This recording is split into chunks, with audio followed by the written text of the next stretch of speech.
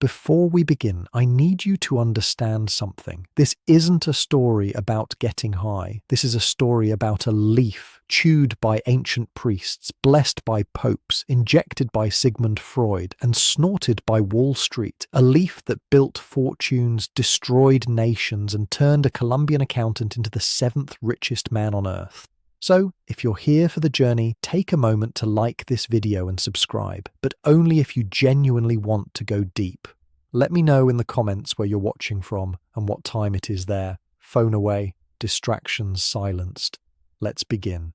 Begin in darkness. Not metaphorical darkness, literal darkness, the kind of darkness that has existed for 3,000 years undisturbed in a burial chamber carved into the frozen slopes of the Andes. The air is still. The cold has preserved everything. And when archaeologists finally break through into this space, their flashlights reveal what time has kept. A body wrapped in woven textiles, the skin dried but intact, the face still recognizable as human, a mummy. And beside it, placed with the same care, you might give a treasured possession meant to accompany someone into the afterlife. A small leather pouch. Inside that pouch, coca leaves. This is where our story begins. Not in a laboratory, not in a nightclub, not on a street corner or in a cartel stronghold. It begins here. In silence, in reverence, in a tomb where someone who loved the deceased believed that coca was important enough to send along for the journey into whatever comes next.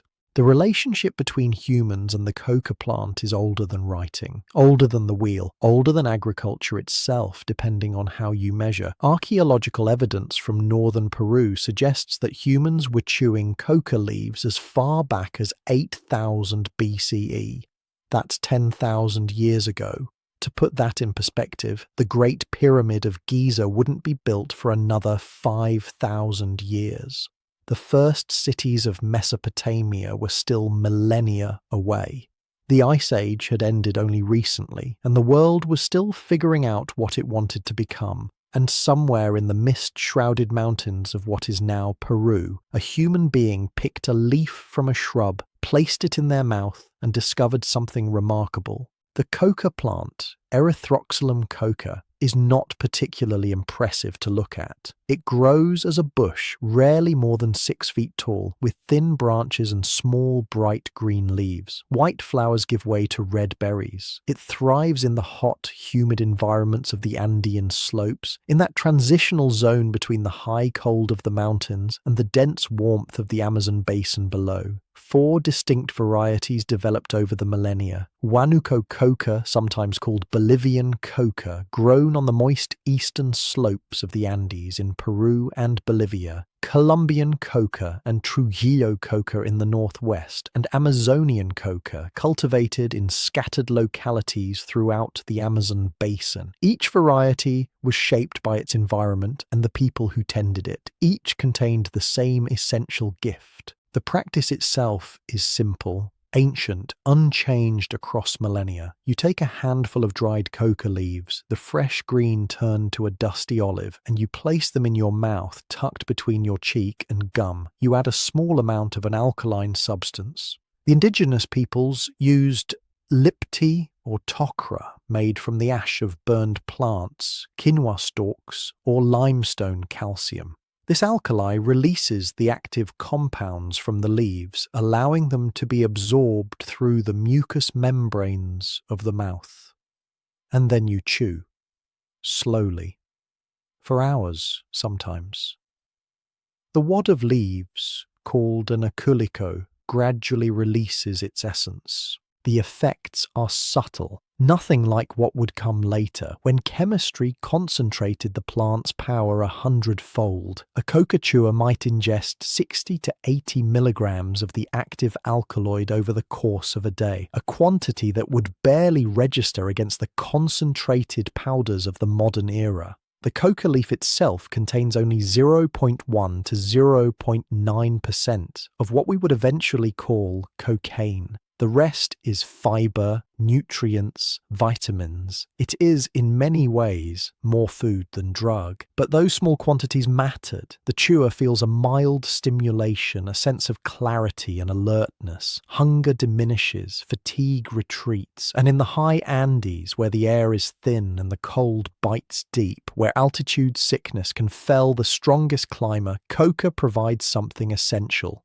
adaptation. The leaf helps the body cope with low oxygen. It eases the headaches and nausea of high elevation. It makes possible a life that would otherwise be impossible. For the people of the Andes, coca was not a vice. It was survival. By the time the Inca Empire rose to power in the 15th century, coca had been cultivated for thousands of years, but under the Incas, it became something more, a pillar of civilization itself. The Incas called it the divine leaf. And they meant it. There is a legend passed down through generations about a woman named Cuca. She was beautiful beyond measure, so beautiful that no man in the empire could resist her. She used this power carelessly, cruelly, leaving a trail of broken hearts and ruined lives.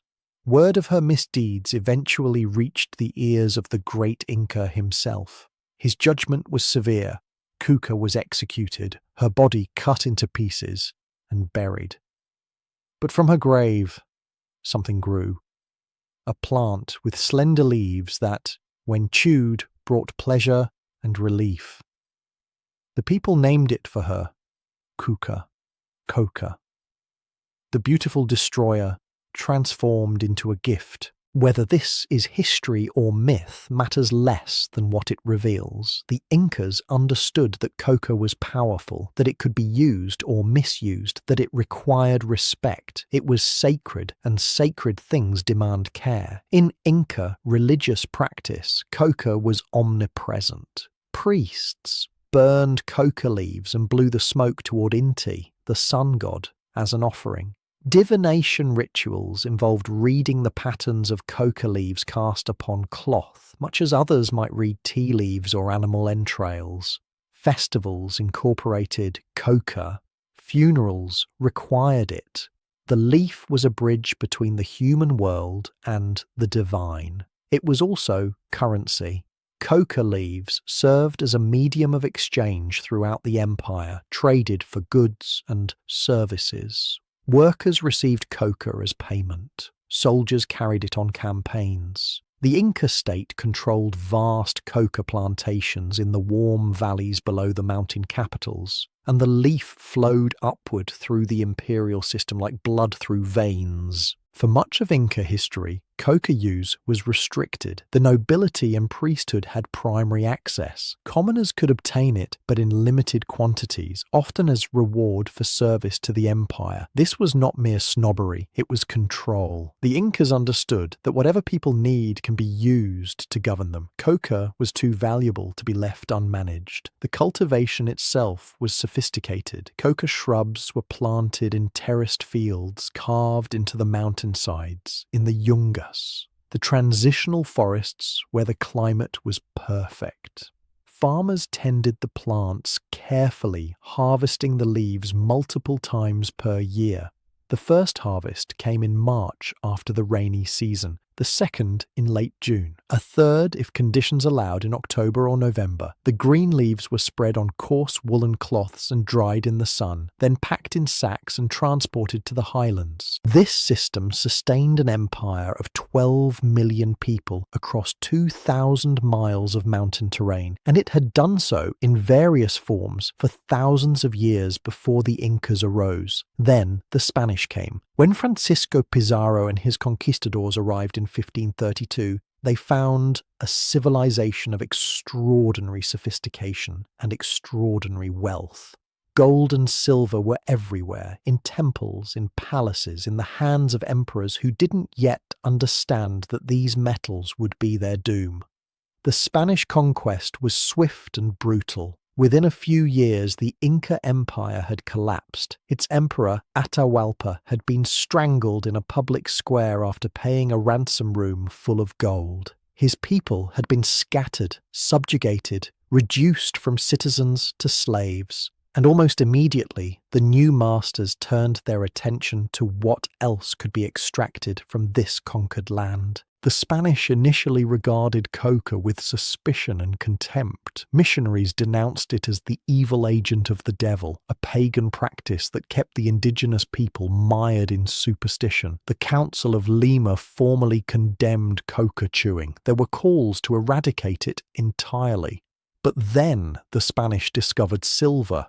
Potosi. The name still carries weight, even now, almost 5 centuries later. In 1545, an indigenous worker named Diego Hualpa reportedly stumbled upon a mountain of silver in what is now Bolivia. Within decades, Potosi had become one of the largest cities in the world, larger than London or Paris, its population swelling to 200,000 people, almost all of them there to extract the seemingly inexhaustible treasure from the mountain's veins. The silver mines of Potosi were hell on earth. Indigenous workers were forced into service through the Mita system, a labor draft that had existed under the Incas but was transformed by the Spanish into something far more brutal. Men were conscripted from villages hundreds of miles away, marched to Potosi, and sent into the mines. The tunnels were narrow, dark, filled with toxic dust. Temperatures in the deep shafts could reach extremes. Cave-ins were common. Silicosis destroyed lungs. Mercury, used to process the silver, poisoned workers slowly. And the altitude. Potosi sits at over 13,000 feet, where the air holds roughly 40% less oxygen than at sea level. Working in this thin atmosphere, carrying crushing loads of ore up ladders from depths of hundreds of feet, men simply could not survive without help. That help was coca. The Spanish made a calculation that would echo through the centuries. Condemn coca as the devil's leaf, or profit from it? The answer was obvious. Within a few decades of initially denouncing coca, the colonial administration had reversed course completely. Coca was legalized, coca was taxed. The Catholic Church itself collected tithes on coca production, 10% of every harvest, destined for the coffers of God's representatives on earth. The Spanish didn't just allow coca, they industrialized it. New plantations were established, production increased dramatically, and the coca flowed to the mines, pressed into the mouths of workers who would otherwise have collapsed, keeping them alive long enough to extract more silver, longer hours, deeper tunnels. The sacred leaf had become fuel for empire. The numbers are staggering, and they are approximate because the dead were not always counted carefully. Historians estimate that 8 million indigenous people died in the mines of Potosi over the course of Spanish colonial rule. 8 million. The mountain itself was called the mountain that eats men, and it earned the name. And through it all, the workers chewed coca, because they had to, because without it, they would have died even faster, because the thing that had sustained their ancestors in freedom now sustained them in slavery. The Spanish chroniclers who witnessed all of this wrote about coca with a mixture of fascination and dismissal. They noted its effects, how it suppressed hunger, how it gave energy, how the indigenous people seemed unable to work without it. Some tried it themselves and reported feeling stimulated, alert, but they could not understand why it didn't work the same way in Europe. The problem was simple: time. Coca leaves begin to degrade the moment they're harvested. The active compounds break down with exposure to moisture, heat, and air. By the time a shipment of leaves crossed the Atlantic, a journey that could take months, most of their potency had vanished. European physicians who experimented with coca often concluded that the tales of its power were exaggerated, the superstitions of primitive people. So coca remained a curiosity, a footnote in travelogues and botanical catalogues. The plant stayed in the mountains where it had always grown, used by the people who had always used it. The world forgot about it, more or less. But this was temporary, because chemistry was advancing. And, eventually, someone would figure out how to capture the essence of the leaf, to concentrate it, to preserve it, to transform it into something the world had never seen. When that happened, everything would change. For now, though, let us stay here a moment longer, in the mines, in the darkness. Picture a man. We don't know his name, but he existed. Thousands like him existed, crawling through a tunnel barely wide enough for his shoulders. The air is thick with dust that tastes like metal. The only light comes from a candle strapped to his forehead, its flame guttering in the thin air. He carries a load of ore on his back, 40, 50, 60 pounds, and ahead of him is a ladder, a notched log, really, and he must climb it. 200 rungs, 300. He has done this 12 times already today. He will do it 12 times more. In his cheek, pressing against his gum, is a wad of coca leaves. This is what keeps him moving. This is what keeps his heart beating in his chest when the altitude wants to stop it. This is what keeps the hunger at bay when there is nothing to eat. This is the divine leaf, the gift of kuka, the thing his grandfather chewed at festivals, and his grandmother chewed while weaving, and his ancestors chewed for 10,000 years before any Spaniard set foot on this continent. And now it is this, fuel, extracted from him, like the silver is extracted from the mountain, for the benefit of people who will never see his face, never know his name, never understand that he was human. The pattern is established. Something sacred becomes something profitable. Something healing becomes something exploited. A medicine becomes a tool of control. This pattern will repeat. The coca leaf does not know any of this. It is just a leaf. It grows and it is harvested, and it does what it has always done. It releases its gift to anyone who asks for it. The leaf doesn't choose who chews it. The leaf doesn't know the difference between a priest making an offering to the sun and a slave trying to survive another day in a silver mine. The choices are ours. They have always been ours. And the consequences, they're ours too. Vienna, 1884. A young man stands alone in a laboratory at the Vienna General Hospital. He is 26 years old, an ophthalmologist by training, ambitious by nature, and desperately poor. His name is Karl Koller, and he is about to change the world, though he doesn't know it yet. On the table before him sits a small vial containing a clear solution, cocaine hydrochloride dissolved in water. He has been thinking about this moment for weeks, ever since his colleague down the hall, a neurologist named Sigmund Freud, asked him to help investigate this strange new alkaloid that was supposed to cure everything from depression to morphine addiction. Freud was interested in cocaine's effects on the mind. Koller noticed something else entirely. Every time he handled the solution, every time a drop touched his lips or tongue, he felt the same thing, numbness, a peculiar, spreading absence of sensation. And Koller, who spent his days peering into the eyes of patients undergoing cataract surgery, patients who had to remain awake because general anesthesia made them vomit, patients who screamed and thrashed as scalpels touched their corneas, Koller thought, what if? Now, alone in the laboratory, he dips a glass stirring rod into the cocaine solution. He tilts his head back. He touches the rod to his own eye. The world goes quiet. He waits, counts to 30. Then he picks up a pin, an ordinary sewing pin, and brings it toward his face. Slowly, carefully, he touches the point to the surface of his cornea.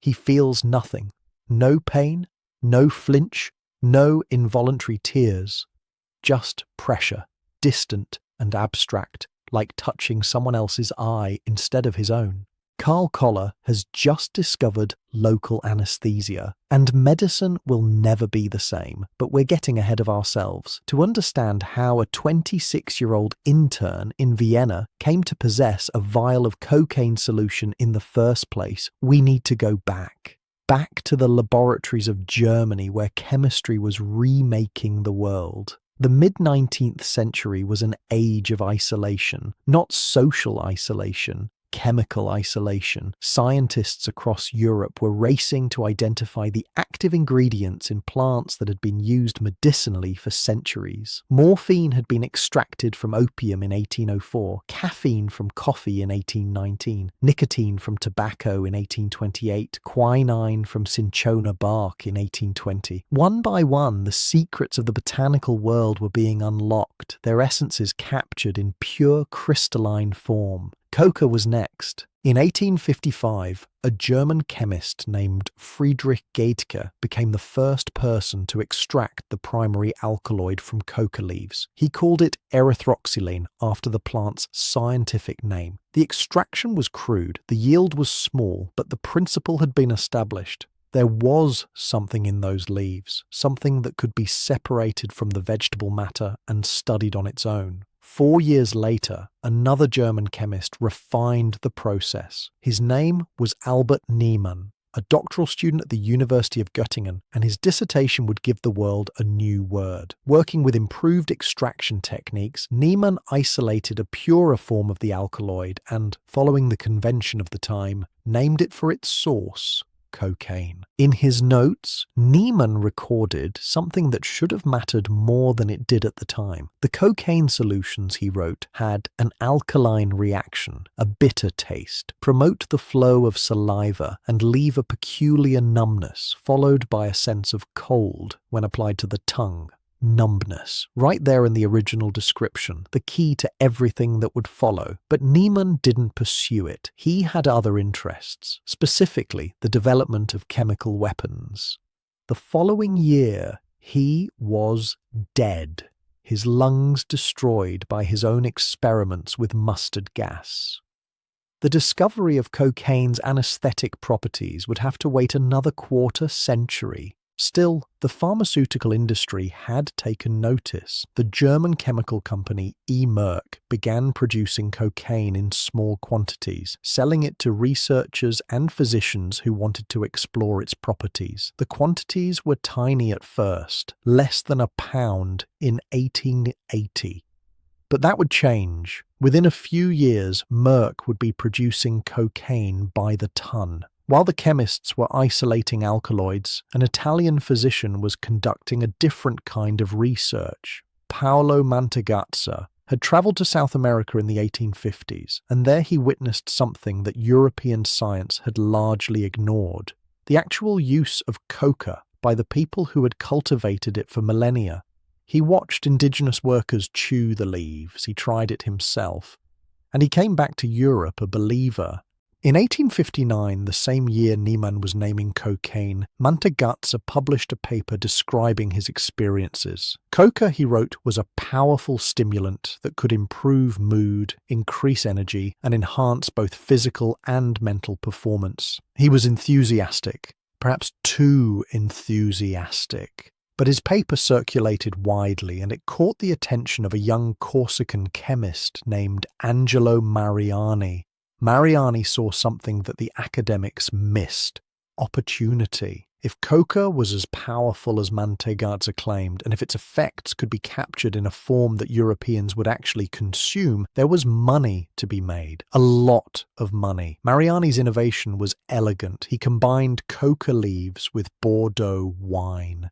The alcohol acted as a solvent, extracting the cocaine from the leaves and holding it in solution. The result was a tonic that was pleasant to drink, socially acceptable, and genuinely effective. He called it Vin Mariani, and he marketed it with a genius that wouldn't be matched until the age of modern advertising. Mariani understood something fundamental about selling a product. People trust famous people, so he sent free samples to everyone who mattered: royalty, writers, artists, politicians, religious leaders, and he asked for testimonials in return. The responses poured in, and Mariani collected them obsessively, eventually publishing 13 volumes of celebrity endorsements. The list reads like a who's who of the late 19th century. Thomas Edison, the inventor, credited Vin Mariani with helping him stay awake during his marathon work sessions. Jules Verne, the novelist, praised it. Alexandre Dumas,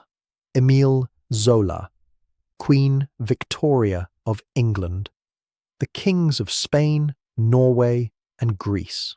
Sarah Bernhardt, the most famous actress of her age. Auguste Rodin, the sculptor. And at the top of the list, the endorsement that mattered most, Pope Leo XIII.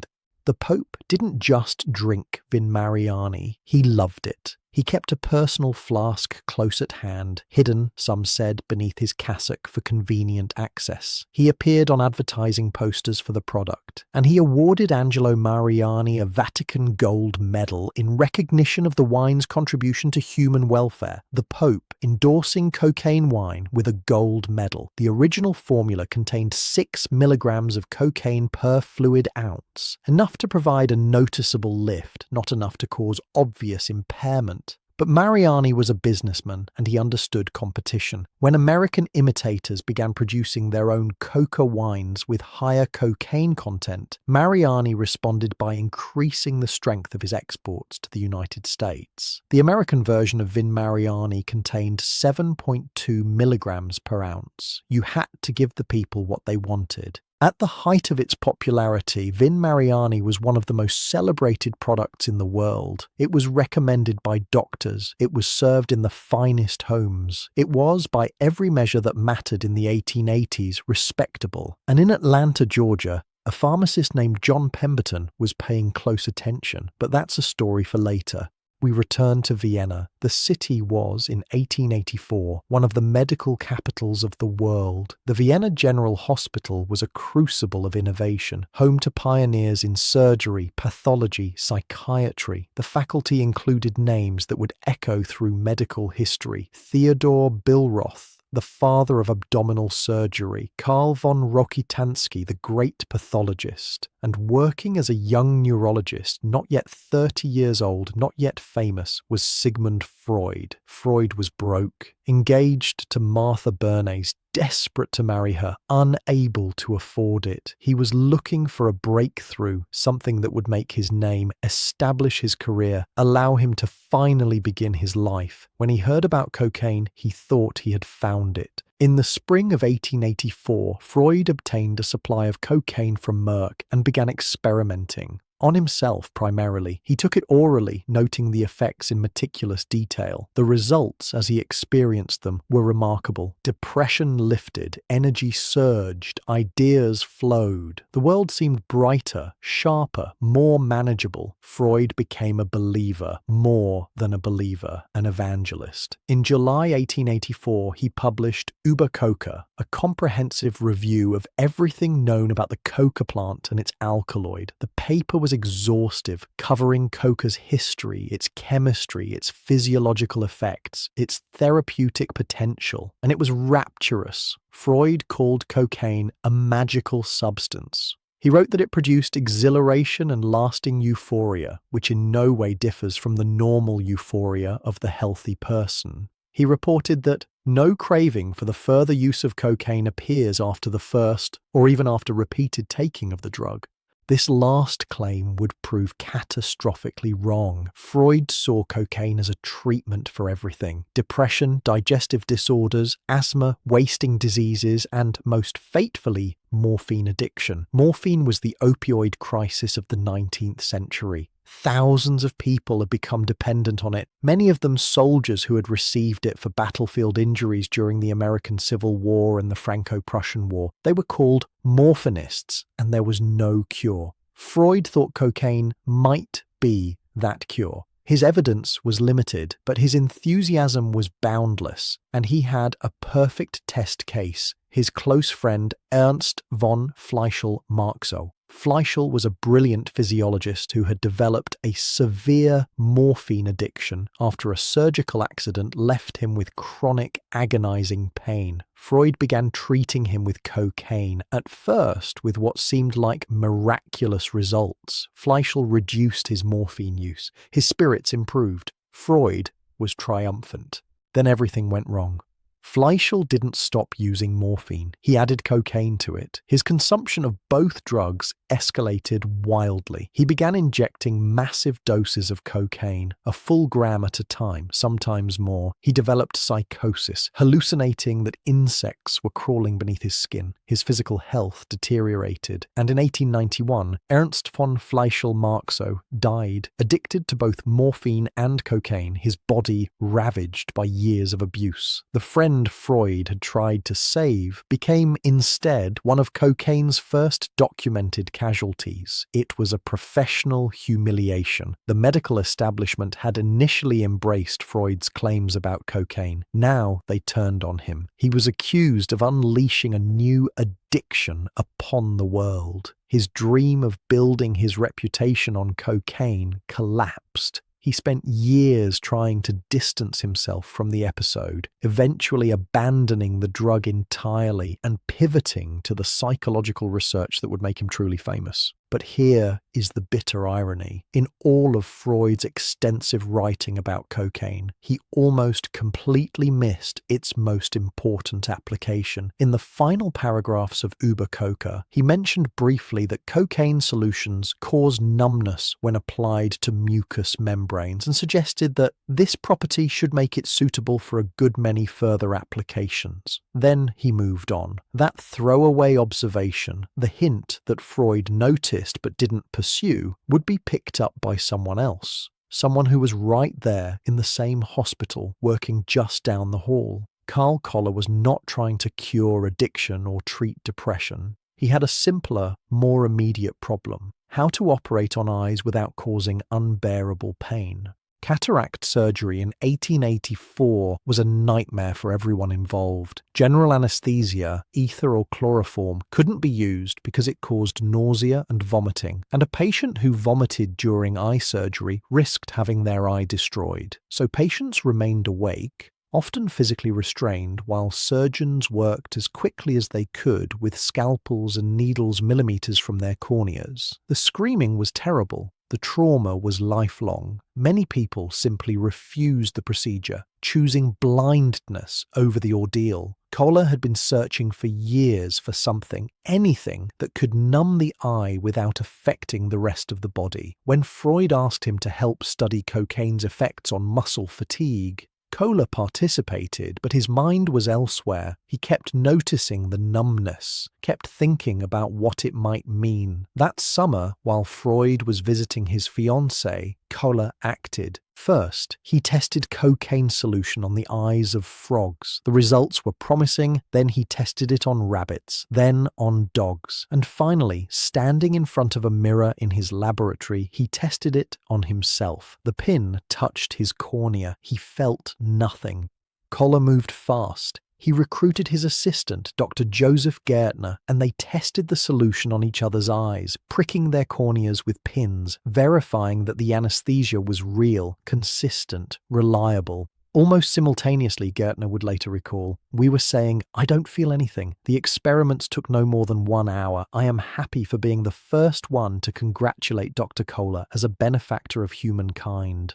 Within weeks, Koller had prepared a formal paper for the Ophthalmological Congress to be held in Heidelberg in September. There was just one problem. He couldn't afford to attend. The train fare to Germany was beyond his means, so he sent his paper with a colleague, Dr. Josef Brettauer, and asked him to present it. The demonstration at Heidelberg was theatrical and unforgettable. Brettauer wheeled in a dog on a gurney, loosely tied, fully alert, comfortable on a cushion. He applied cocaine solution to its eyes, waited a few moments, then performed a complete surgical procedure on the animal's eye while it sat there calmly, showing no sign of distress. The audience of distinguished ophthalmologists was stunned. Word spread with remarkable speed. An American physician named Henry Noyes attended the Heidelberg Congress and immediately sent an account to the New York Medical Record. Within 6 weeks, the pharmaceutical company Squibb had received 300 orders for cocaine.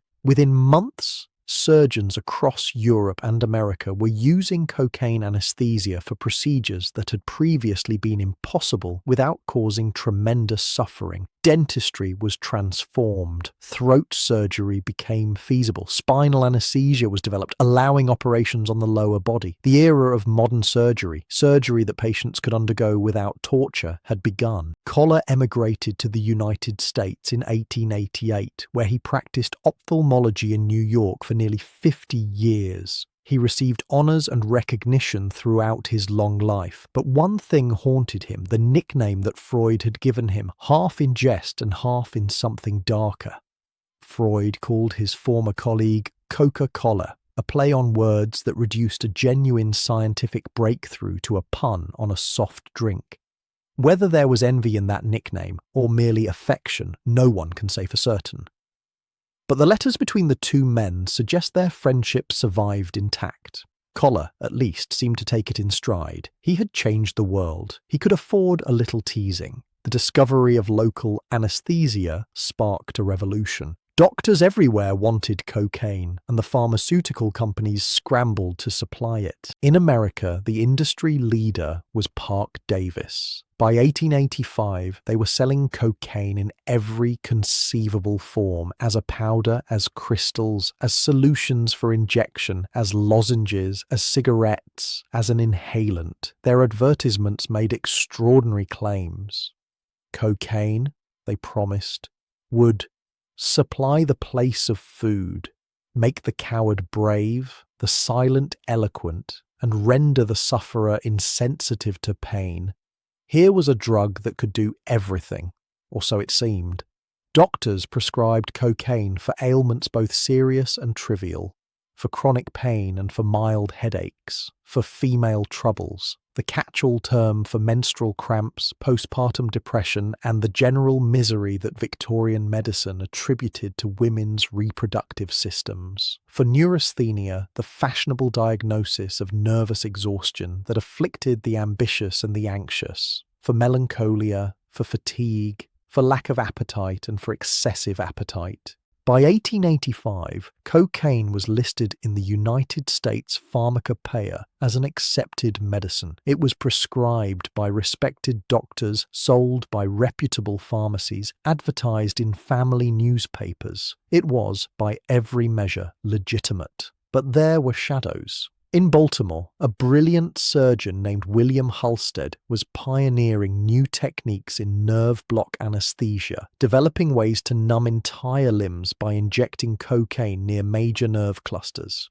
It was revolutionary work, building on Koller's discovery and extending it into territories that would shape surgical practice for the next century. It also destroyed him. Halsted experimented on himself. That was common practice then. Scientists frequently served as their own test subjects. But cocaine experiments require cocaine, and cocaine, as Halsted discovered, is not something you can put down easily. He became addicted, so did several of his colleagues. One of them, a physician named Thomas McBride, was committed to an asylum. Halsted tried to cure his cocaine addiction by taking morphine. He became addicted to that too. Yet somehow, and this is the strange, sad genius of his story, William Halsted continued to practice surgery at the highest level for decades. He joined the Johns Hopkins Hospital, became one of the founders of modern surgical training in America, performed operations of extraordinary delicacy and precision, and through it all, he was secretly dependent on morphine, a dependency that continued until his death in 1922. His colleagues suspected, some of them knew, but it was kept quiet, hidden, a secret shame that contradicted everything the public believed about the safety of these new wonder drugs. By 1902, the American medical establishment was beginning to count the cost. An estimated 200,000 Americans were now addicted to cocaine. The miracle drug was creating its own epidemic, one that would force a reckoning with everything that had been claimed for it.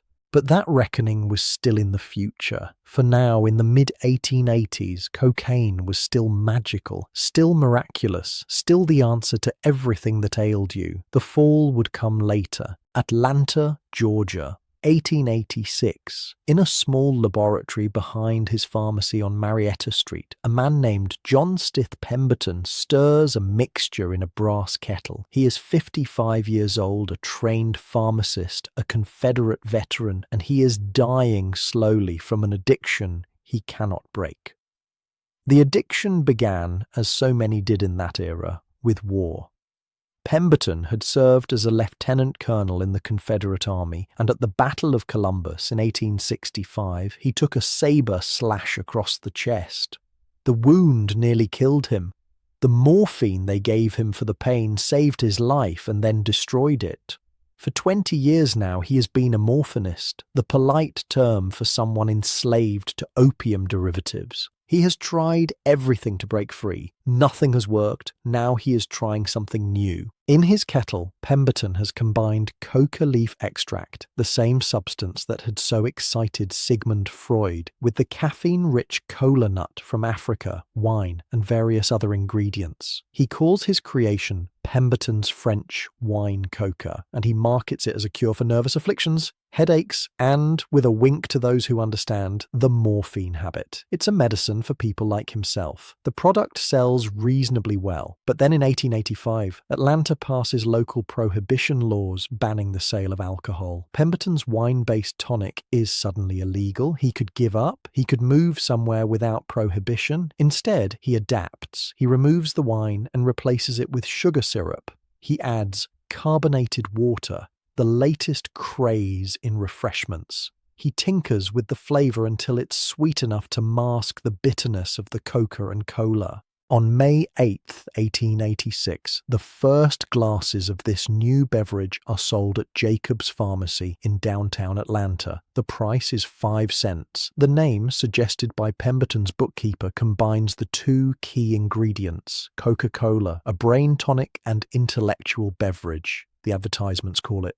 A cure for headaches and exhaustion. A delightful refreshment. And yes, it contains cocaine, somewhere between 6 and 9 milligrams per glass, depending on who's measuring and when. Not enough to produce a dramatic high, but enough to provide a noticeable lift. Enough to keep customers coming back. Pemberton himself will not live to see what his creation becomes. Still addicted to morphine, his health failing, he sells the rights to Coca-Cola just 2 years after inventing it. He dies in August 1888, essentially broke, addicted to the end. The man who tried to cure addiction with cocaine couldn't even cure himself. But the drink survives. A businessman named Asa Candler buys the formula, recognizes its potential, and begins building what will become one of the most valuable brands in human history. By 1895, Coca-Cola is sold in every state in the Union. By 1900, it's a national phenomenon.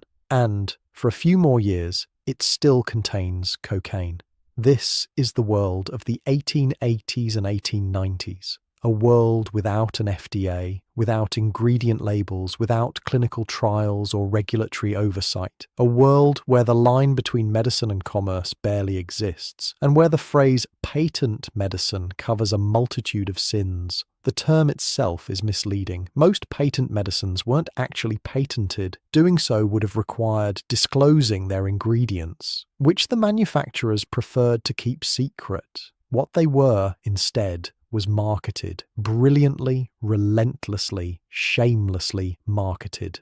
Walk into any general store in America during this era, and you would find shelves lined with bottles promising miraculous cures for headaches and heartaches, for consumption and constipation, for female complaints and male weakness, for tired blood and troubled minds. The claims were extravagant, the ingredients were often dangerous, and the profits were enormous. Many of these cure-alls contained substances that we would now recognize as serious drugs. Morphine was everywhere, in cough syrups, in teething remedies, in the little bottles that mothers gave to crying babies to make them sleep. Mrs. Winslow's soothing syrup, one of the most popular products of the era, contained enough morphine to genuinely soothe infants. Sometimes permanently. Alcohol was ubiquitous, even in products marketed to temperance advocates. You could purchase a tonic containing 40 proof spirits while loudly proclaiming your opposition to demon rum. And cocaine was in everything. In lozenges for sore throats, in drops for toothaches,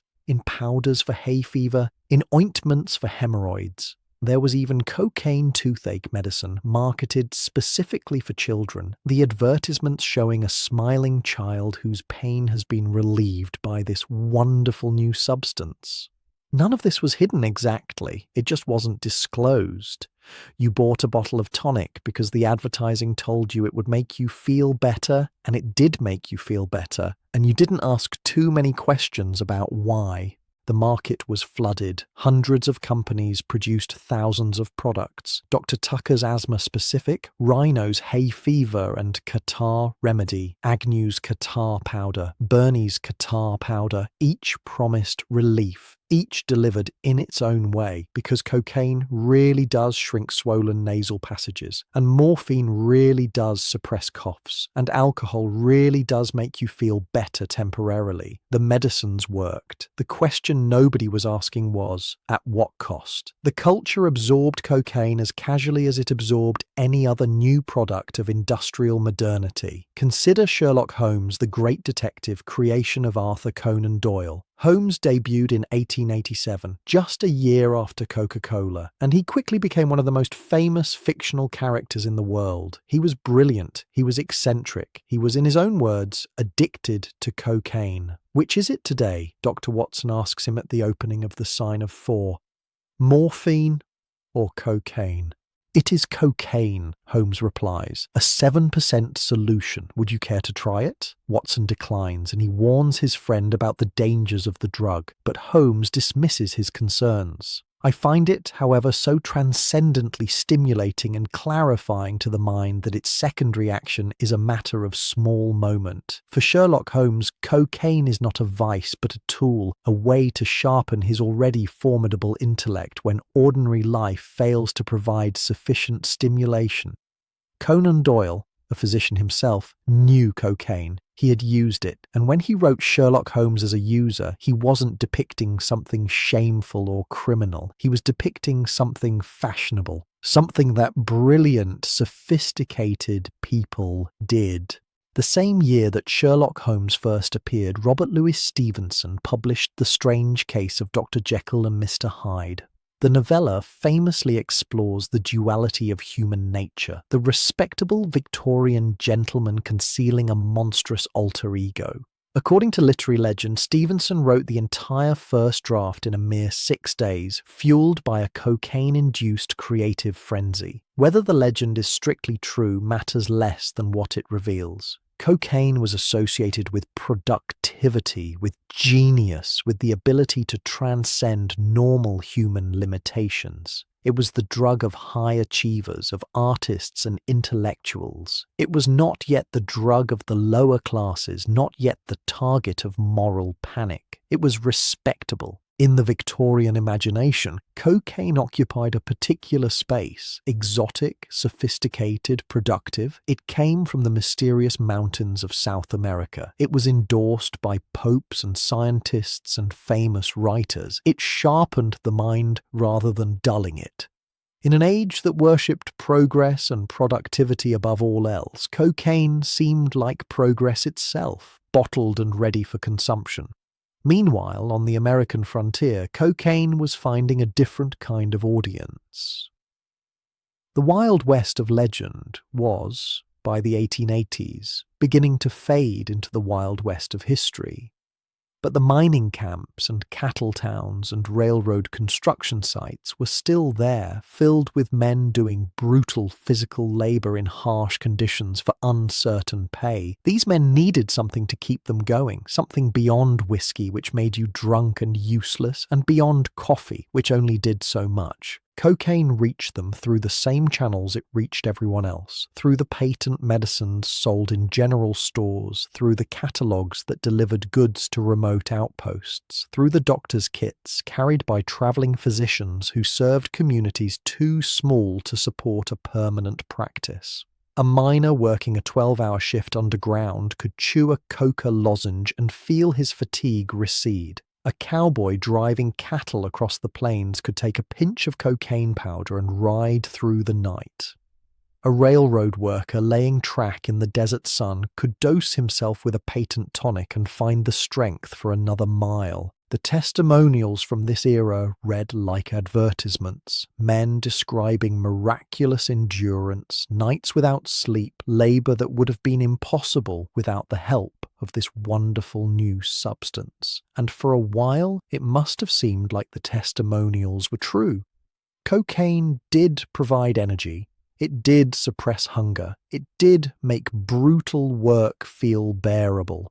The costs would come later. They always do.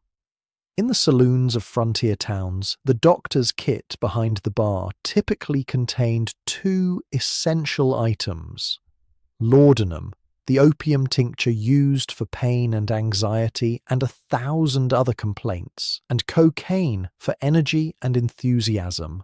The same bartender who poured whiskey also dispensed medicine, and the line between the two was blurry at best.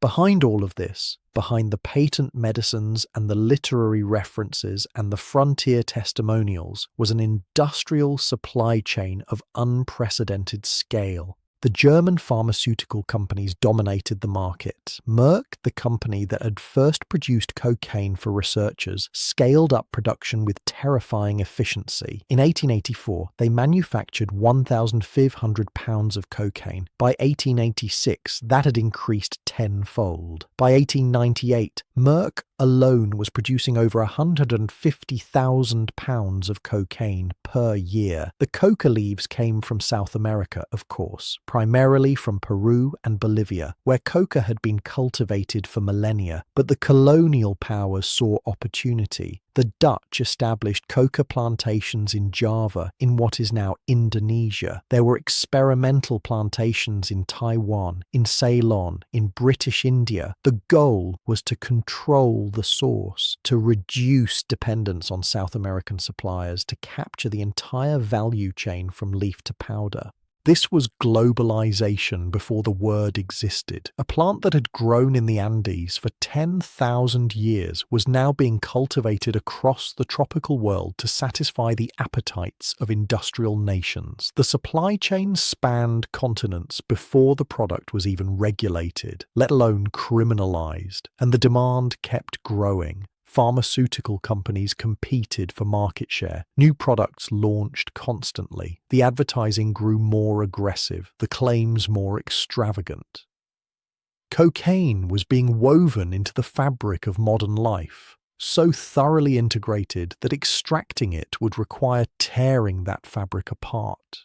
But even in the golden age, warnings were being sounded. As early as 1886, the same year Pemberton invented Coca-Cola, medical journals began publishing case reports of cocaine addiction. Patients who had been prescribed cocaine for one condition developed a dependency that proved as difficult to break as the morphine habits cocaine was supposed to cure. The irony was bitter. The drug that was marketed as a cure for addiction was creating addicts of its own. By 1887, some states had begun restricting cocaine sales. Oregon was among the first, then Montana, then Colorado, a scattered patchwork of local regulations that did little to slow the national tide. The laws were weak, enforcement was weaker, and the commercial interests behind cocaine were powerful. Still, the evidence accumulated. Doctors who had initially embraced cocaine began to publish their doubts. Case studies described the progression of addiction, the initial euphoria giving way to tolerance, the need for ever-increasing doses, the paranoia and hallucinations that came with heavy use, the physical and mental collapse that followed. The peculiar numbness that Albert Niemann had noted decades earlier, the property that had made cocaine useful for anesthesia, was now understood to have a darker side. Cocaine numbed more than tissue. It numbed judgment, numbed self-control, numbed the ability to recognize when something had gone terribly wrong. In 1903, the Coca-Cola Company quietly changed its formula. Facing mounting public concern and anticipating future regulation, they switched to decocainized coca leaf extract, coca leaves with the cocaine chemically removed. The distinctive flavor remained. The drug was gone. Most consumers never noticed the difference. 3 years later, Congress passed the Pure Food and Drug Act of 1906. The law didn't ban cocaine, that would come later, but it required manufacturers to list certain dangerous ingredients on their labels. For the first time, Americans could see exactly what they were putting into their bodies. When they discovered that their favorite tonics contained cocaine, morphine, alcohol, and cannabis, many of them stopped buying. The golden age was ending. Not with a crash, but with a slow dawning of awareness. The miraculous had become the concerning, the celebrated was becoming the suspect, but the transition would not be clean and it would not be fair. The story of cocaine's criminalization is not a story of medical science triumphing over commercial interests. It's something uglier, something more complicated, something that would shape American history in ways we're still reckoning with today. That story begins with a different kind of fear entirely. There is a strange footnote to this era, a detail that seems almost too perfect to be true. Coca-Cola still uses coca leaves. To this day, the Coca-Cola formula includes extract from coca leaves, decocainized coca leaves processed by a single authorized facility in New Jersey, the Stepan Company. The cocaine that's removed from those leaves is sold legally for medical use. The flavor essence that remains goes into one of the world's most popular beverages. The plant that was sacred to the Incas, that fueled the silver mines of colonial Peru, that swept through Victorian medicine and American patent remedies, that plant still touches millions of lips every day. Most of them have no idea. The golden age was brief. A few decades, really, between the isolation of cocaine in the laboratory and the first serious efforts at regulation, a window when the drug moved freely through society, when it was as available as aspirin and as respectable as tea. Looking back, it's tempting to see this era as naive, as a cautionary tale about unregulated markets and the dangers of miracle cures. And it is that, but it's also something else, a reminder that the line between medicine and poison is not drawn by chemistry alone. It's drawn by politics, by economics, by prejudice, by fear. The coca leaf didn't change between 1885 and 1915. What changed was who was using it and what that use was taken to mean. The medicine was about to become a menace. And the reasons why had very little to do with medicine at all. February 8th, 1914. The New York Times publishes an article that will echo through the next century of American history. The headline reads, "Negro cocaine fiends are a new Southern menace." The article, written by a physician named Edward Huntington Williams, makes claims that would be extraordinary if they weren't so transparently designed to terrify. Cocaine, Williams writes, is transforming black men in the American South into something monstrous. Under its influence, they become superhuman, impervious to pain, resistant to bullets, driven by uncontrollable urges to rape white women and murder white men. Williams offers no evidence for these claims. No statistics, no documented cases, no scientific studies. What he offers instead is a collection of anecdotes, each more lurid than the last, each designed to trigger the deepest racial fears of his white readership. In one story, a police chief in the South describes shooting a cocaine-crazed black man multiple times with his standard issue .32 caliber revolver. The man keeps coming, unstoppable, until finally brought down by a larger caliber weapon. The morale of this tale, Williams suggests, is that Southern police departments should upgrade their firearms to handle the new threat. This is not science. This is not medicine. This is propaganda, dressed up in the language of expertise and published in the nation's newspaper of record. And it works. The transformation of cocaine from medicine to menace did not happen because of what cocaine does to the human body. That had been known for decades. The stimulation, the euphoria, the potential for addiction, the risks of overuse. Medical journals had published warnings since the 1880s. The dangers were real, but they were the same dangers that had always existed. What changed was who was using cocaine and what that use was taken to mean. Through the 1890s, the typical cocaine user in the American imagination was a respectable figure, a doctor self-medicating for fatigue, a society woman taking her nerve tonic, an artist seeking inspiration, a businessman sharpening his edge. These users were white. They were middle class or wealthy. When they became addicted, it was a private tragedy, a medical problem to be addressed with discretion and sympathy. But as the new century dawned, the narrative shifted. Newspapers began reporting on cocaine use among populations that white America viewed with suspicion and fear. Black workers in the South, Chinese immigrants in the cities, poor whites in the mountains. The same drug that had been respectable when used by respectable people became dangerous when used by dangerous people. The Southern press led the charge. Local newspapers across the former Confederacy ran sensationalized stories about cocaine-crazed Negroes committing crimes. The stories followed a formula. A black man under the influence of cocaine attacks a white person, usually a white woman, with superhuman strength and animalistic ferocity. The stories were vivid, they were terrifying, and they were almost entirely fabricated. The actual evidence told a different story. Surveys of cocaine use in the early 1900s showed that while Black Americans certainly used cocaine, often in the form of patent medicines or the cheap, low-quality cocaine that had become available after the expensive pharmaceutical product, their rates of use were not dramatically different from those of white Americans. The epidemic of black cocaine use was largely a creation of white fear. But fear doesn't require evidence. Fear only requires repetition. Dr. Christopher Koch of the Pennsylvania State Pharmacy Board testified before Congress during the debates over drug legislation. His words deserve to be quoted directly because they reveal exactly what was driving the push for prohibition. Most of the attacks upon white women of the South are the direct result of a cocaine-crazed Negro brain. There it is, not medical concern, not public health, racial terror dressed up as expertise, entering the congressional record and shaping the laws that would govern American drug policy for the next 100 years. This was not the first time America had used drug prohibition as a tool of racial control, and it would not be the last.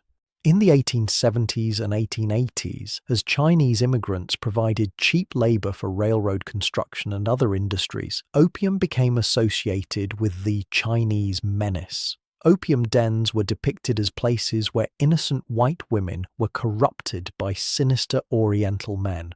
The Smoking Opium Exclusion Act of 1909 targeted specifically the Chinese practice of smoking opium, while leaving the medical opiates preferred by white users largely untouched. The same pattern would repeat with marijuana in the 1930s. As Mexican immigrants arrived in the Southwest, cannabis, which had been available in American pharmacies for decades, was rebranded as marijuana, a foreign word for a foreign threat. Harry Anslinger, the first commissioner of the Federal Bureau of Narcotics, testified that marijuana caused Mexican men to become violent, to lose all moral restraint, to threaten white communities. Cocaine, opium, marijuana, 3 different drugs, 3 different target populations. The same playbook deployed over and over. Associate the drug with a feared minority. Fabricate stories of crime and sexual threat. Use the resulting panic to justify laws that give authorities new tools to control, arrest, and incarcerate. The drugs were never really the point. Control was the point. On December 17, 1914, President Woodrow Wilson signed the Harrison Narcotics Tax Act into law. The name itself was a sleight of hand. The Constitution did not clearly grant Congress the power to ban substances outright. That would require prohibition-style constitutional amendments for alcohol, and no one wanted to go through that process for cocaine and opiates. So, the Harrison Act was framed as a revenue measure, a tax law. It didn't technically ban anything. It simply required anyone who produced, imported, sold, or dispensed cocaine or opiates to register with the federal government and pay a small tax. The devil was in the enforcement. The law specified that drugs could only be prescribed or dispensed in the course of professional practice and for legitimate medical purposes. These phrases seemed reasonable on their face, but who would define what counted as legitimate? The Treasury Department, which was charged with enforcing the law, took the narrowest possible interpretation. Treating addiction was not a legitimate medical purpose. Prescribing drugs to an addict, even to help them function, even to prevent the agonies of withdrawal, was not professional practice. It was, in the government's view, simply supplying a habit. With that interpretation, addiction became a crime. Doctors who had been treating addicted patients for years suddenly found themselves targets of federal prosecution. Within the first few years after the Harrison Act, thousands of physicians were arrested for prescribing opiates or cocaine to addicts. Many were convicted. Many more simply stopped treating addiction entirely, abandoning their patients to whatever fate awaited them. The patients had nowhere to go. Some cities tried to fill the gap, opening municipal narcotic clinics where registered addicts could receive maintenance doses of morphine or cocaine. For a brief moment, there were 35 such clinics operating across the country, a fragile network of harm reduction that attempted to treat addiction as the medical condition it was. The federal government shut them down. By 1925, every municipal narcotic clinic in America had been closed, their operators prosecuted or threatened into compliance. Addiction was no longer a disease to be treated, it was a crime to be punished. The addicts didn't disappear. Addiction doesn't work that way. They simply moved from doctors' offices to back alleys, from pharmacies to street corners. The black market that would dominate the next century of drug distribution was born. It's important to understand what the Harrison Act did not do. It did not reduce drug use. Here is one of the great ironies of American drug policy. In the years before federal prohibition, cocaine use was already declining. The Pure Food and Drug Act of 1906, which required manufacturers to label their products accurately, had worked. When people discovered that their favorite patent medicines contained cocaine or morphine, many of them stopped buying. The free market, armed with information, was correcting itself. Prohibition interrupted that correction. By eliminating the legal supply, it created a black market where there was no quality control, no labeling, no way for users to know what they were getting or how much. Prices rose, profits soared. Criminal organizations emerged to meet the demand that legal commerce could no longer satisfy. The pattern would repeat with alcohol during Prohibition, and it would repeat again with every subsequent drug prohibition. Criminalization doesn't eliminate demand, it simply hands the supply to criminals. The Harrison Act existed in an international context that's easy to forget. The United States had been instrumental in pushing for global drug control, hosting the Shanghai Opium Commission in 1909 and helping to negotiate the Hague Opium Convention of 1912. American missionaries in China, horrified by the opium trade that British colonialism had forced upon that country, lobbied their government to take action. Their concern was genuine. The damage done by opium in China was real and devastating, but there was also self-interest. American commercial interests wanted to compete in Asian markets without the handicap of being associated with the drug trade. Restricting opium globally would hurt British competitors while burnishing America's moral image. The United States became an evangelist for prohibition, pressuring other nations to adopt strict drug controls while implementing its own. The international framework created in the 1910s and 1920s would eventually expand into the global prohibition regime that exists today. Enshrined in United Nations conventions and enforced through international pressure. America exported its drug laws the same way it exported its other products, aggressively, self-righteously, and without much consideration for whether those laws actually worked. The era that gave us drug prohibition also gave us prohibition, the constitutional ban on alcohol that lasted from 1920 to 1933. It gave us the eugenics movement, which sought to improve the human race by restricting the reproduction of undesirable populations. It gave us the Immigration Act of 1924, which severely limited immigration from Southern and Eastern Europe and banned it almost entirely from Asia. These were not separate phenomena. They were all expressions of the same impulse, the desire to control, to purify, to exclude. The progressive era, for all its genuine reforms, was also an era of tremendous anxiety about who belonged in America and what America should become. That anxiety expressed itself in campaigns against alcohol, against drugs, against the foreign-born, against anyone whose presence seemed to threaten the existing social order. The Women's Christian Temperance Union, which had fought for decades against alcohol, expanded its crusade to include narcotics. Cocaine and morphine were lumped together with whiskey as threats to the American family. The same moral framework that treated drunkenness as sin treated drug addiction the same way. Not as illness, but as weakness, as moral failure, as evidence of defective character. When you see addiction as sin, punishment seems like the appropriate response. Treatment looks like coddling, and the addicts themselves become not patients to be helped, but deviants to be controlled. After the Harrison Act, cocaine began to disappear from mainstream American life. The legal supply dried up. Pharmaceutical companies stopped producing cocaine for general sale.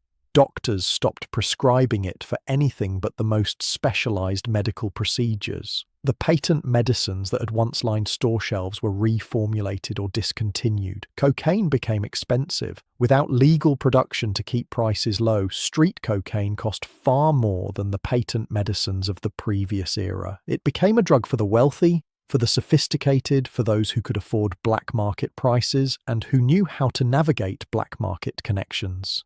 In the jazz clubs of Harlem and Chicago, cocaine found a new cultural home. Musicians and their audiences used it to fuel late-night sessions and after-hours parties. The drug became associated with the artistic underworld, with rebellion against respectable society, with the dangerous glamour of the Roaring Twenties. But this was a smaller world than the one cocaine had inhabited before Prohibition. The mass market was gone. The middle-class housewives with their nerve tonics, the salesmen with their energy powders, the children with their toothache drops. They had moved on to other things. Cocaine retreated to the margins. Meanwhile, medicine found alternatives. Procaine, marketed as Novocaine, was synthesized in 1905 and rapidly adopted as a replacement for cocaine in dental anesthesia. Lidocaine followed in 1943. These synthetic local anesthetics worked nearly as well as cocaine, without the addiction risk. By mid-century, cocaine's legitimate medical applications had shrunk to almost nothing. The drug entered a kind of hibernation. For nearly 50 years, from the 1920s through the 1960s, cocaine remained present but peripheral in American life, a drug of jazz musicians and bohemians, of wealthy eccentrics and underground scenes. The moral panic that had accompanied its criminalization faded. Other drugs drew the attention of authorities. Marijuana in the 1930s, heroin in the 1950s, LSD in the 1960s. In 1930, Congress created the Federal Bureau of Narcotics and appointed Harry Anslinger as its first commissioner. Anslinger was a true believer in prohibition, a bureaucrat who understood that his agency's power and budget depended on maintaining public fear of drugs. He focused first on opiates, then pivoted to marijuana, launching the Reefer Madness campaign that would culminate in the Marijuana Tax Act of 1937. Cocaine was almost an afterthought. It was illegal, certainly, and the Bureau would arrest anyone caught selling it, but the sensationalized campaigns targeted other substances. The infrastructure of prohibition was built and expanded, but cocaine waited in the wings. It would not wait forever. The laws passed in 1914 did not solve the problem they claimed to address. They did not eliminate cocaine. They did not end addiction. They did not protect the public health. What they did was create a template, a way of thinking about drugs that prioritized punishment over treatment, that conflated substance use with moral failure, that used fear of minorities to justify expanded police powers, a template that would be applied again and again over the coming decades to marijuana and heroin and LSD and crack, always with the same promises and always with the same results. The cocaine-crazed Negro of 1914 was a fiction, a racist fantasy conjured to justify laws that served other purposes. But the laws were real, the arrests were real, the prisons were real, and the damage to individuals, to families, to entire communities, that damage was very real indeed. A century later, we are still living with the consequences. Medellin, Colombia, 1976. A young man sits in a cheap office, doing sums in a ledger. He is 26 years old, the son of a farmer and a school teacher, raised in a suburb of this mountain city. His name is Pablo Emilio Escobar Gaviria, and on paper, he is an accountant. In practice, he is a small-time criminal, stealing cars, reselling tombstones, smuggling contraband cigarettes, petty crimes for petty money. But Pablo Escobar is not a petty man. He is ambitious in a way that borders on the pathological, driven by a hunger that legitimate work could never satisfy, and he is looking at something that will change his life and his country and the world. He is looking at the coca fields in the mountains above the city.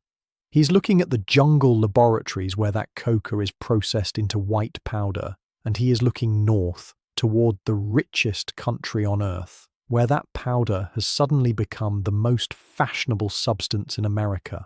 The math is not complicated. Coca paste costs almost nothing in Bolivia and Peru. Processing it into cocaine hydrochloride costs a few $100s per kilogram. And in Miami, in New York, in Los Angeles, that same kilogram sells for $50,000. Maybe more.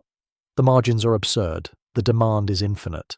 And the business, such as it is, remains disorganized. Small operators, fragmented supply chains, inefficient distribution. Pablo Escobar sees an empire waiting to be built. To understand how cocaine conquered America in the 1970s, you have to understand what America had become. The Vietnam War was ending, and with it, a particular kind of innocence. Hundreds of thousands of young Americans had been sent to fight in the jungles of Southeast Asia, and many of them had come back changed, traumatized, disillusioned, and in many cases intimately familiar with drugs. Heroin use among soldiers in Vietnam had been epidemic. Marijuana was everywhere. A generation had learned that the government's pronouncements about drugs were not entirely trustworthy. At home, the counterculture had mainstreamed. The hippies of the 1960s had become the yuppies of the 1970s, still interested in altered states, but with more money and more sophisticated tastes. Marijuana was for kids. Heroin was for junkies.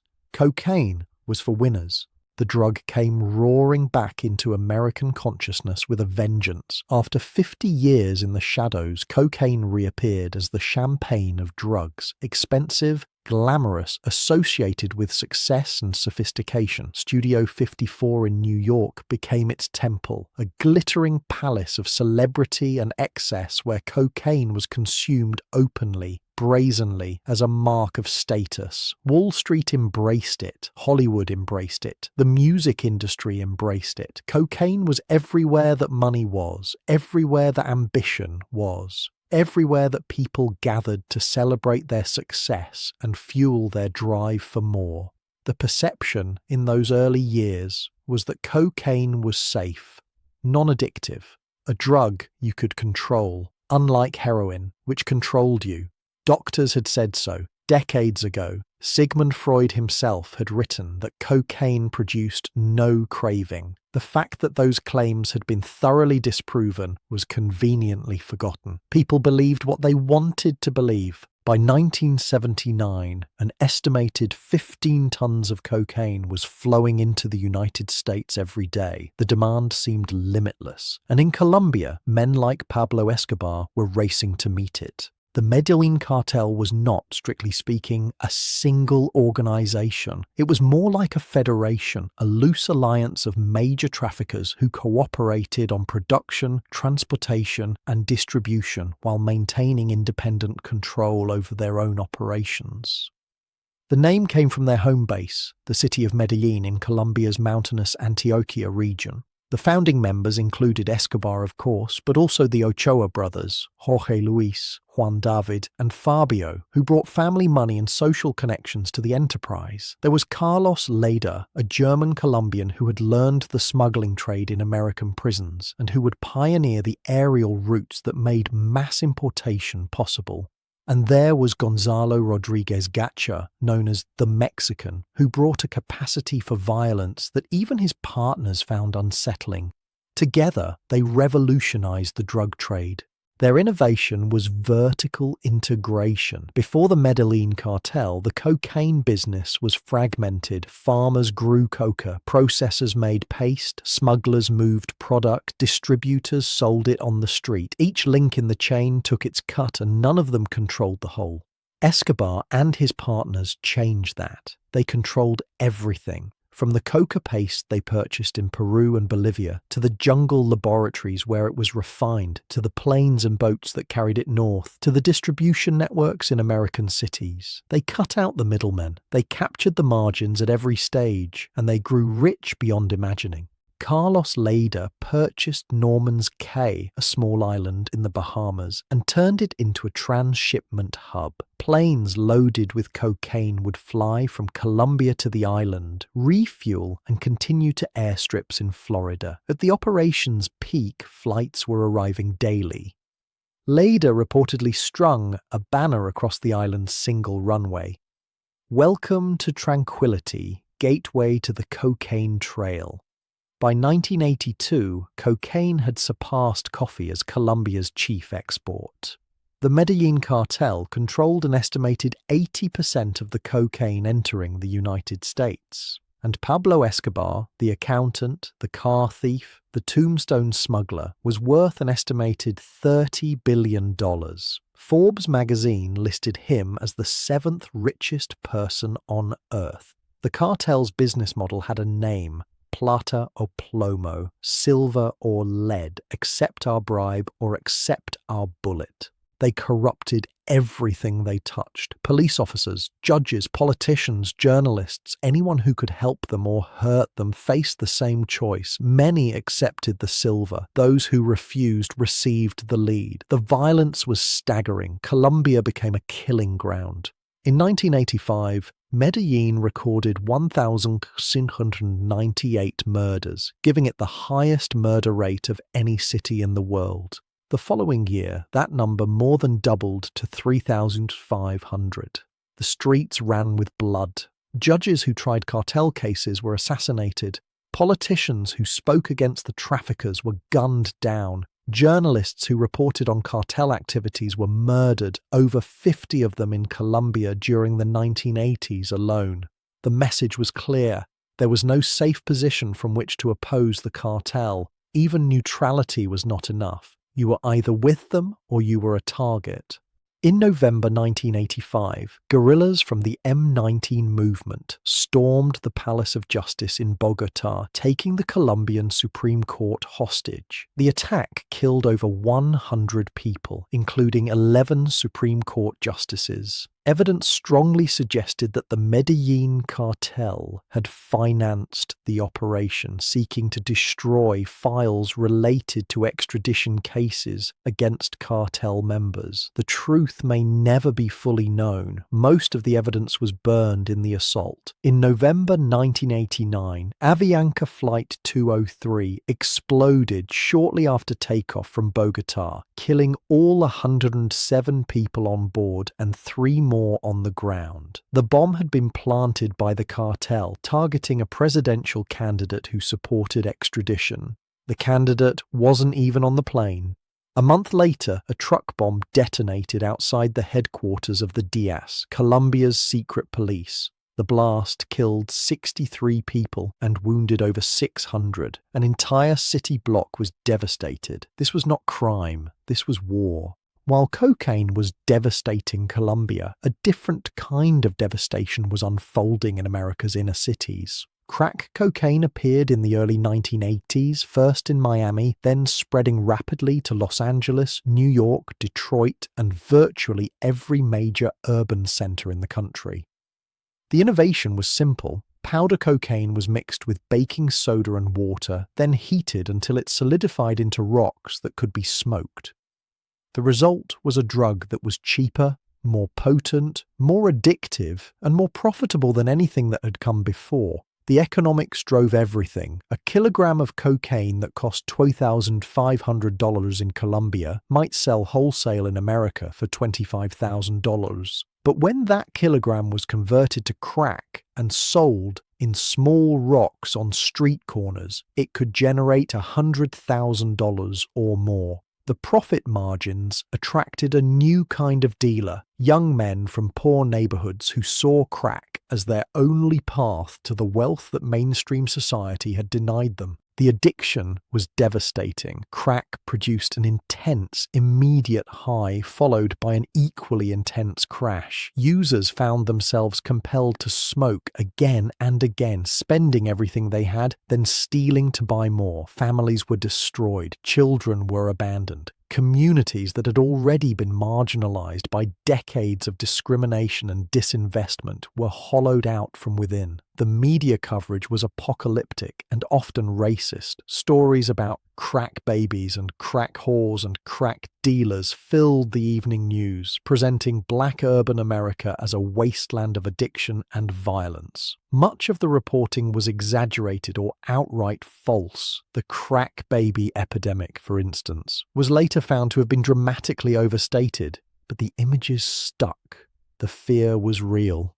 On June 19, 1986, Len Bias died. He was 22 years old, a basketball star at the University of Maryland who had been drafted by the Boston Celtics just 2 days earlier. He was supposed to be the next great player, the cornerstone of a championship team. Instead, he died in his dormitory room from a cocaine overdose. 48 hours after realizing his dream, his heart stopped. The death of Len Bias did what years of advocacy had failed to do. It made cocaine a political emergency. The response was swift, punitive, and catastrophically misguided. President Ronald Reagan had already declared a renewed war on drugs early in his administration, escalating the prohibitionist policies that Richard Nixon had initiated in 1971.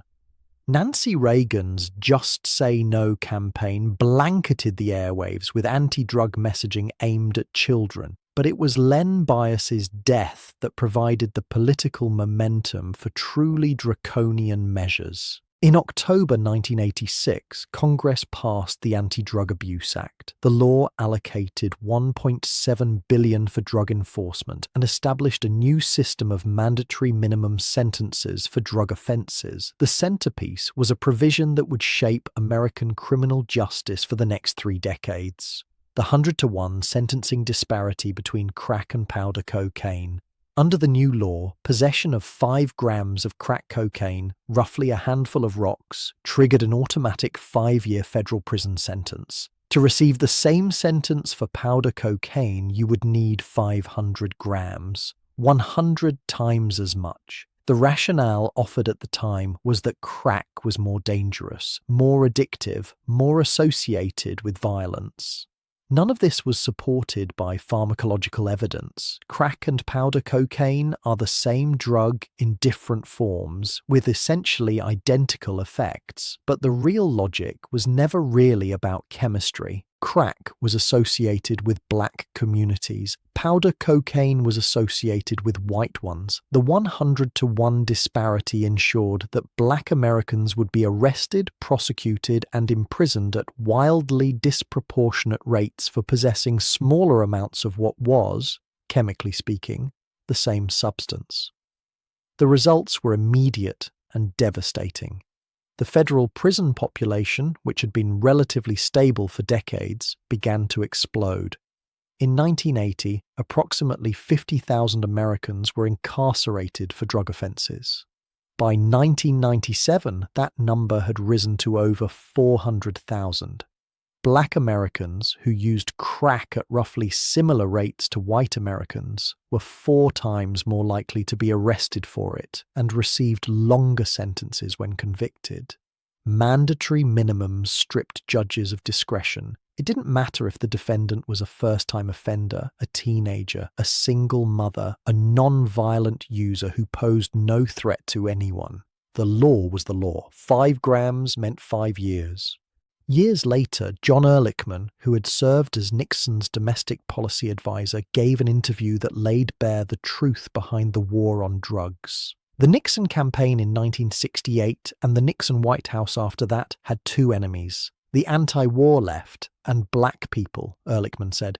We knew we couldn't make it illegal to be either against the war or black, but by getting the public to associate the hippies with marijuana and blacks with heroin and then criminalizing both heavily, we could disrupt those communities. We could arrest their leaders, raid their homes, break up their meetings, and vilify them night after night on the evening news. Did we know we were lying about the drugs? Of course we did. On December 2nd, 1993, Pablo Escobar celebrated his 44th birthday in a safe house in Medellin. He had cake, he had wine, he reportedly smoked marijuana. He had been a fugitive for over a year ever since escaping from La Catedral, the luxurious prison he had built for himself, complete with a nightclub, a soccer field, and a waterfall, where he had continued to run his empire until the government finally decided to transfer him somewhere more secure. The manhunt that followed his escape was the largest in Colombian history. The Colombian National Police, aided by American intelligence and special forces, pursued him relentlessly. So did Los Pepes, a shadowy vigilante group funded by the Cali cartel and allegedly connected to Colombian security forces that systematically murdered Escobar's associates, lawyers, and family members.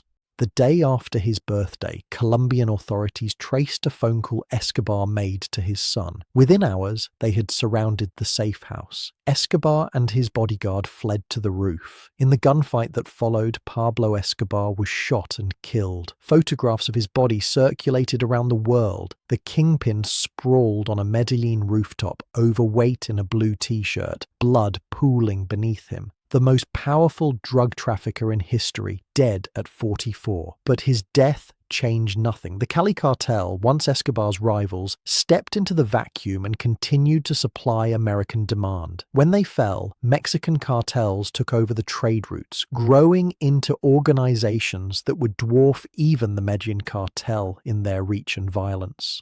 The cocaine kept flowing. The addicts kept dying. The prisons kept filling. The war on drugs ground on, consuming billions of dollars and millions of lives, and achieving nothing but the expansion of its own machinery. Bolivia, 2020. High in the Yungas valleys, where the eastern slopes of the Andes descend toward the Amazon basin, a farmer tends his crop. The terraced fields are small, carved into the mountainside generations ago. The plants are healthy, their dark green leaves catching the morning light. The farmer moves through the rows with the easy familiarity of someone who has done this work his entire life, as his father did, and his grandfather and his grandfather's grandfather, back through the centuries to a time before anyone kept records. He is growing coca. Under the government of Evo Morales, Bolivia's first indigenous president, this farmer is not a criminal. Bolivia's 2009 constitution grants coca legal protection for the first time in modern history, declaring it part of the nation's cultural heritage, its biodiversity, a factor in social cohesion. The policy is called Coca Yes, Cocaine No. Legal cultivation for traditional use, aggressive interdiction of cocaine production. The farmer picks leaves and places them in his chuspa, the woven pouch that Andean people have carried for millennia. Later, he will chew them, mixing them with a bit of ash to release the alkaloids, just as his ancestors did when they built the roads of the Inca Empire. when they first domesticated this plant 8,000 years before Columbus was born. He is following a tradition older than writing, and for the first time in over a century, his government is not trying to stop him. The world that this farmer inhabits is stranger and more contradictory than any previous generation could have imagined. Global cocaine production has never been higher, despite decades of eradication programs, despite billions of dollars spent on interdiction, despite the deaths of thousands of soldiers and police officers and drug traffickers and innocent bystanders. More cocaine is being produced today than at any point in history. The United Nations estimates that coca cultivation and cocaine manufacturing reached record levels in 2023. The war is being lost, has been lost, by every measurable standard. Colombia remains the world's largest producer, though Peru and Bolivia contribute significantly. The trade routes have globalized beyond recognition. West African nations have become major transshipment points, their weak governments easily corrupted by cartel money. Europe's appetite for cocaine has exploded, with consumption now rivaling that of North America. Asian markets are expanding. The supply chain that once ran from Medellin to Miami now encircles the planet, and the violence continues. In Mexico, where cartels took over the trafficking routes after the Colombian organizations fell, the drug war has claimed over 300,000 lives since 2006. 300,000, more than many armed conflicts. The cities of northern Mexico have become killing fields, with massacres so common they barely make the news, with journalists murdered so regularly that few dare to report on cartel activities anymore. This is the world that Prohibition created, not a drug-free world, a world where the drug trade generates hundreds of billions of dollars in annual revenue, all of it flowing to criminal organizations, none of it taxed, none of it regulated, none of it controlled by anyone except men with guns. And yet there are signs of change. In 2010, Congress passed the Fair Sentencing Act, reducing the crack-to-powder cocaine sentencing disparity from 100.1 to 18.1. It was not equality. Possessing crack still triggered harsher sentences than possessing the same amount of powder, but it was progress. The first acknowledgement in federal law that the original disparity had been unjust. The First Step Act of 2018 went further, making the reduced sentences retroactive and allowing thousands of people imprisoned under the old guidelines to petition for early release. For the first time, the machinery of mass incarceration began slowly to run in reverse. Some jurisdictions have gone further still. Oregon, in 2020, became the first state to decriminalize possession of small amounts of all drugs, including cocaine and heroin. The law treats drug use as a public health issue rather than a criminal one, offering treatment instead of arrest. Other states are watching, considering, debating. The shift is incomplete, contested, and may not survive political backlash. But the consensus that drove the war on drugs, the unquestioning faith that prohibition and punishment were the only possible responses to drug use, that consensus has cracked. Not broken, cracked. The contradictions multiply if you look closely enough. Cocaine remains a Schedule II controlled substance under federal law, a classification that means it has high potential for abuse, but also currently accepted medical use. That second part is important. Despite everything, despite the decades of drug war rhetoric, the federal government acknowledges that cocaine has legitimate medical applications. And it does. To this day, cocaine is used as a topical anesthetic in certain ear, nose, and throat surgeries. It is the only local anesthetic that also constricts blood vessels, making it uniquely useful in procedures where bleeding must be minimized. Hospitals purchase it legally. Doctors prescribe it legally. The DEA authorizes its production and distribution. Meanwhile, the Stepan Company in Maywood, New Jersey, continues to import coca leaves for Coca-Cola. The cocaine is extracted and sold for medical use. The decocainized extract goes into the world's most popular soft drink, just as it has for over a century. Every day, millions of people consume a beverage flavored with the same plant that has sent millions of others to prison. The plant that was sacred to the Incas, that was legal in America until 1914, that remains legal in Bolivia and Peru for traditional use, that is still used in American hospitals. This plant is also the excuse for the largest system of incarceration in human history. How do you hold all of that in your mind at once? Consider this contrast. When crack cocaine devastated black communities in the 1980s, the response was war, police militarization, mandatory minimums, mass incarceration. The problem was framed as criminal and the solution was punishment. When the opioid epidemic began devastating white communities in the 2010s, the response was different. The problem was framed as a public health crisis. The solution was treatment. Politicians who had spent careers calling for harsh drug sentences suddenly discovered compassion. Pharmaceutical companies were sued. Naloxone was distributed. Harm reduction programs expanded. The substances were different, yes, but the people using them were different too, and the response was different in ways that cannot be explained by pharmacology alone. Some see progress in this, evidence that America is finally learning, finally moving toward a more humane approach to addiction. Others see hypocrisy of the starkest kind, compassion extended to white communities that was denied to black ones, a double standard inscribed in policy and measured in years of human lives lost to prison. Both can be true at once.